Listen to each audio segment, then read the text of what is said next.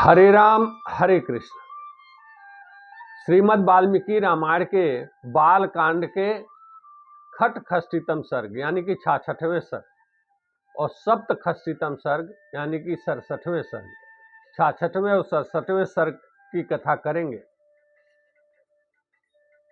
विश्वामित्र जी श्री राम और लक्ष्मण को लेकर जनकपुर में हैं और राजा जनक उन्हें हाथ जोड़ करके कहते हैं कि महर्षि कल आप यज्ञ में आइए, कल प्रातः काल में तैयार होकर यज्ञ में आइए। प्रातः काल विश्वामित्र जी श्री राम लक्ष्मण को लेकर के जनक जी के पास पहुंचे तो जनक जी ने उनकी बहुत ही आगवानी और स्वागत किया और जनक जी ने उनका शास्त्रीय विधि के अनुसार विश्वामित्र जी का पूजन किया तथा श्री राम और लक्ष्मण का भी पूजन किया। पूजन करने के पश्चात राजा जनक कहते हैं कि हे महर्षि, अब मैं आपके लिए क्या सेवा करूं? मैं आपके आज्ञा का इंतजार कर, आपके आज्ञा का पालन करने के लिए मैं इच्छुक हूं।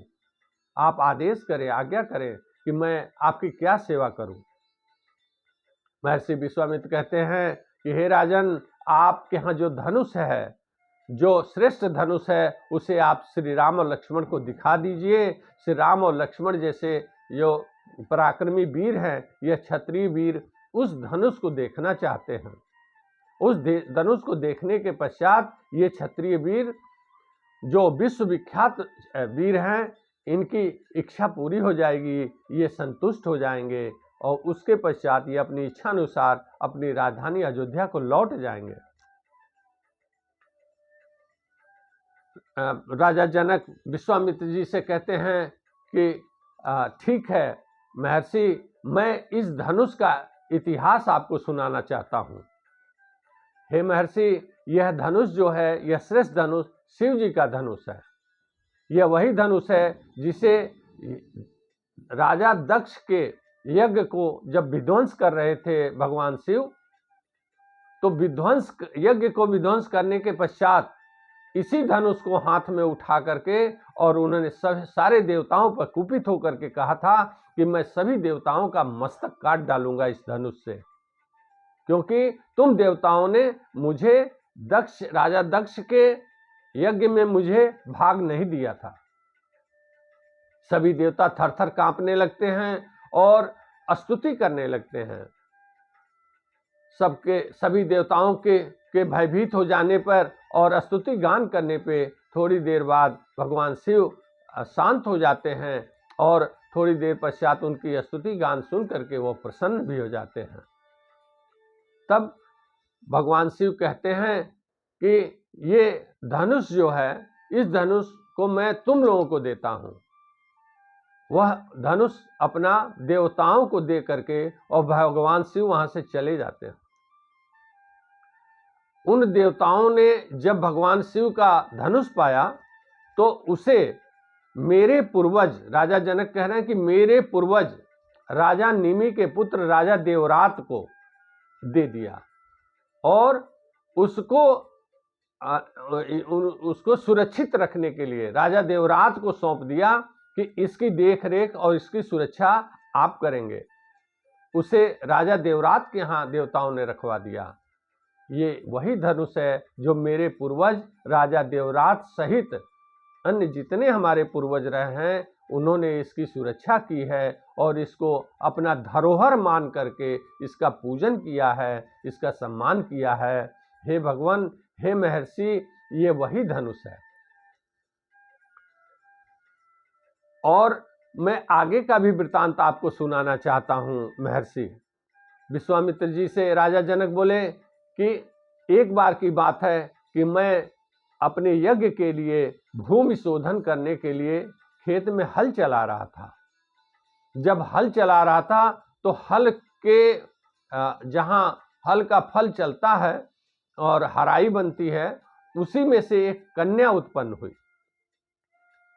उस कन्या को मैंने पाल पोस करके बड़ा किया और हराई, यानी हराई को सीता भी कहते हैं, तो हराई जो फल, हल के फल से जो रेखा बनती है, गहरी रेखा बनती है, उसे सीता कहते हैं। उसी कारण मैंने अपने पुत्री का नाम सीता रखा। सीता जब सयानी हो गई तो मैंने एक दिन निश्चय किया कि जो इस धनुष को चढ़ा देगा, यानी धनुष पर प्रत्यंचा चढ़ा देगा, उसी से मैं सीता का विवाह करूंगा। इस प्रतिज्ञा के पूर्व भी तमाम राजा आए सीता से विवाह करने। मैंने उन्हें मना कर दिया था कि नहीं, मैं उसे वीर्य शुल्क का, पराक्रम का शुल्क देने वाले के साथ ही विवाह करूंगा। और जब मैंने यह निश्चय किया कि वीर्य शुल्क का सीता के लिए पराक्रम यही तय होगा कि जो धनुष पर प्रत्यंचा चढ़ा देगा, मैं उसी राजा के साथ सीता का विवाह करूंगा। हे महर्षि, जब तमाम राजाओं ने यह बात सुनी तो एक साथ एकत्रित होकर के एक साथ तमाम राजा मेरे यहाँ आए, मिथिला में आए, और उन्होंने मुझसे कहा कि आपने क्या पराक्रम शुल्क तय किया है, उस पराक्रम शुल्क को बताइए। मैंने जब यह कहा कि यह भगवान शिव का धनुष है, इस धनुष को जो उठा करके प्रत्यंचा चढ़ा देगा, मैं उसी से सीता का विवाह करूंगा। सारे एकत्रित राजा एक साथ ही वह बारी बारी से इस धनुष को उठाकर प्रत्यंचा चढ़ाने की कोशिश करते रहे, लेकिन वो इसे न उठा सके न हिला सके।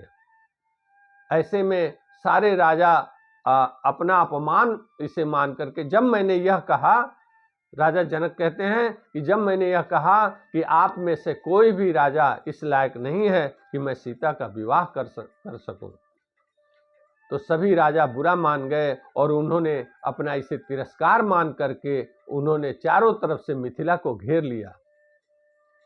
मिथिला के लोगों को पीड़ा देने लगे, आक्रमण करने लगे, और जब 1 वर्ष तक यह युद्ध चला तो मेरे सारे शस्त्र जो शस्त्रागार से समाप्त हो गए, तो मैं बड़ा दुखी हुआ। हे महर्षि, उसके पश्चात मैंने देवताओं की तपस्या की। जब मैंने देवताओं की तपस्या करके देवताओं को प्रसन्न किया तो देवताओं ने मुझे चतुरंगनी सेना दी, और उस चतुरंगनी सेना ने इन सभी दुष्ट राजाओं को मार कर भगाया, जो अपने सैनिकों और जब इनके सैनिकों को मार गिराए तब ये अपने मंत्रियों के साथ सब राजा यहाँ से भाग गए।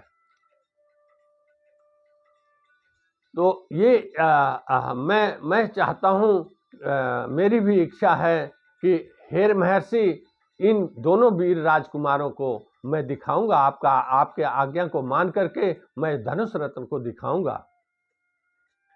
तत्पश्चात जब विश्वामित्र जी कहते हैं हाँ दिखाइए, तो अब राजा जनक अपने मंत्रियों को आदेश देते हैं कि जाओ उसे चंदन और पुष्प से सजा करके, सुगंधित करके, और धनुष को आप लोग नगर से बाहर ले आइए। सभी मंत्री जाते हैं और उस 8 पहियों वाली संदूक में उस धनुष को रखा गया था, और उसे 5000 लोग ठेल करके नगर से बाहर ले आए। जब धनुष आ गया तब राजा जनक ने कहा कि हे महर्षि, यही वह धनुष है जिसे अब आप इसे अपने दोनों वीर राजकुमारों को दिखलाइए। राजा जनक अब विश्वामित्र जी की ओर देखने लगे।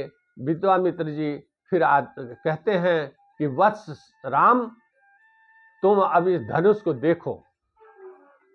श्री राम आगे बढ़ते हैं और उस धनुष, उस संदूक का ढक्कन खोल देते हैं। इस दृश्य को हजारों लोग जो वहां एकत्रित हुए थे श्री राम को देखने के लिए और धनुष को देखने के लिए, वहां कई हजार लोग एकत्रित हैं जिनकी निगाहें श्री राम पर हैं। श्री राम विश्वामित्र जी और जनक जी की तरफ मुड़ कर कहते हैं कि मैं इस धनुष को उठाना भी चाहूँगा और मैं इस पे प्रत्यंचा चढ़ाने की कोशिश भी करूँगा। राजा जनक विश्वामित्र जी से कहते हैं कि अगर दशरथ नंदन ने इस पर प्रत्यंचा चढ़ा दी तो मैं अपनी पुत्री का विवाह श्री राम से कर दूंगा। श्री राम दोनों राजा जनक और विश्वामित्र जी की ओर देखते हैं और पुनः विश्वामित्र जी के आदेश पे कि हाँ वत्स राम आगे बढ़ो और धनुष को जो कह रहे हो कि प्रत्यंचा चढ़ाने की बात कह रहे हो तो चढ़ाओ। श्री राम आगे बढ़ते हैं और धनुष को सहसा बीच में से पकड़ करके सहसा उठा लेते हैं। उठाने के बाद खेल ही खेल में, जैसे श्री राम के लिए खेल हो उस तरह खेल ही खेल में वह प्रत्यंचा भी चढ़ा देते हैं। राजा जनक को बड़ा आश्चर्य होता है। वहां सारे जो हजारों लोग एकत्रित हैं, इस दृश्य को देख रहे हैं, श्री राम की ओर देख रहे हैं, उन्हें भी बड़ा आश्चर्य होता है। और श्री राम ने एक इससे भी आगे बढ़ करके और धनुष को बाएं हाथ से उठा करके और दाहिने हाथ से प्रत्यंचा को अपने कानों तक खींचते हैं और इतना खींचते हैं कि धनुष बीच में से बहुत भयंकर आवाज करके टूट जाता है। जब धनुष टूटता है तो पर्वत के टूटने और गिरने की आवाज जितना भयंकर आवाज आता है, और इतना भयंकर आवाज था धनुष टूटने का कि केवल 4 लोग, राजा जनक, विश्वामित्र और श्री राम लक्ष्मण, 4 लोगों को छोड़ करके बाकी लोग उस भय के कारण, उस ध्वनि, भयंकर ध्वनि के कारण भयभीत होकर के मूर्छित हो जाते हैं। थोड़ी देर बाद सबकी मूर्छा समाप्त होती है, सब चेतना में आते हैं। तो इधर राजा जनक बहुत प्रसन्न होते हैं और प्रसन्न होकर के विश्वामित्र जी से कहते हैं कि हे महर्षि, दशरथ नंदन ने मेरे उस प्रतिज्ञा को सफल बना दिया, मेरे उस सत्य को सफल बना दिया जो मैंने वर्षों पूर्व यह प्रतिज्ञा किया था कि इस धनुष पे जो प्रत्यंचा चढ़ाएगा मैं उसे अपनी सीता से विवाह करूंगा। अब मैं अपनी सीता से विवाह करने को मैं तैयार हूँ, श्री राम से विवाह करने के लिए तैयार हूँ, मैं इनको सौंपने को तैयार हूँ।